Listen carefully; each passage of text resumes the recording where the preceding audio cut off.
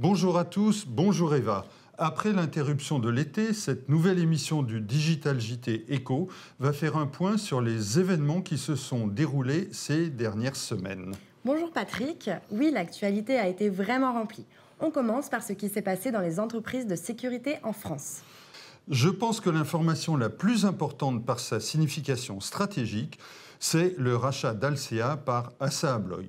Tout d'abord par l'activité concernée. Il s'agit du contrôle d'accès, c'est-à-dire une technologie de pointe. Et puis aussi parce que Alsea a une taille significative dans ce secteur, environ 18 millions, dont une part élevée à l'international. Et enfin parce qu'ASSA ABLOY illustre ainsi de façon éclatante sa volonté clairement affichée de devenir un leader du contrôle d'accès en France. Alsea est également présent dans la vidéosurveillance, ce qui constitue une nouvelle activité pour le groupe suédois. Alors, Eva, vous allez maintenant nous parler d'une autre nouvelle importante de l'été qui concerne Blue Linea.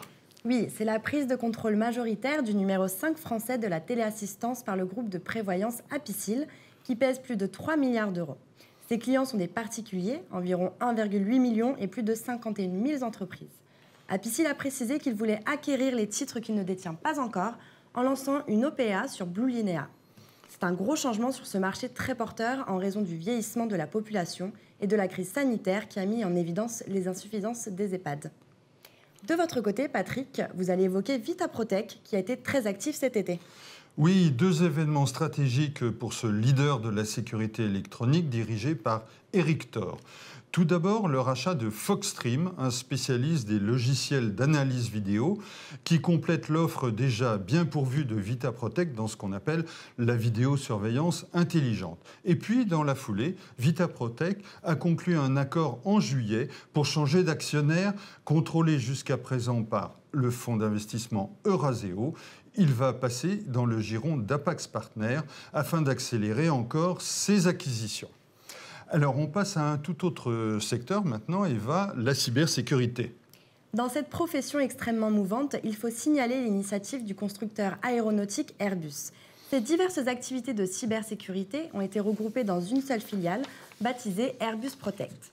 Présidée par Thierry Racot, elle comprend 1200 experts qui travaillent pour des autorités nationales et des clients commerciaux, y compris dans le domaine très sensible des infrastructures critiques. On change encore de secteur avec la sécurité incendie.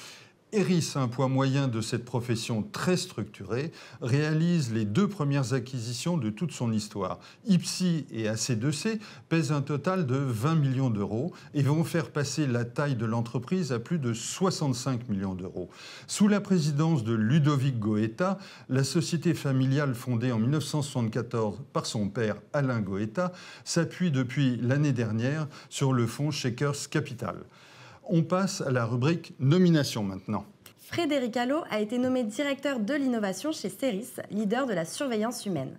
C'est une création de poste qui illustre bien la mutation de la profession du gardiennage vers l'intégration de nouvelles technologies comme les drones ou les robots de sécurité. Justement, on va parler d'un contrat dans le domaine des drones. Tout à fait, Eva. Novadem a livré 70 micro-drones au bataillon de la force conjointe du G5 Sahel, qui regroupe 5000 hommes. Le constructeur est un important fournisseur de l'armée française. Depuis 3 ans, il a déjà livré plus de 150 micro-drones. On continue avec les DAB, les distributeurs automatiques de billets. Ils sont de moins en moins nombreux en France en raison de la désaffection du public pour les espèces.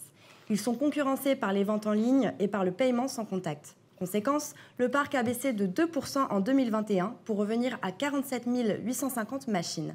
En 3 ans, ce sont près de 5 000 DAB qui ont été supprimés, soit 9,3% du parc total de 2018.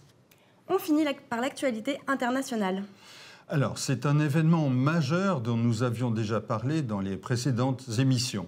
le rachat de l'américain Stanley Security par le suédois Securitas pour la somme rondelette de 3,2 milliards de dollars.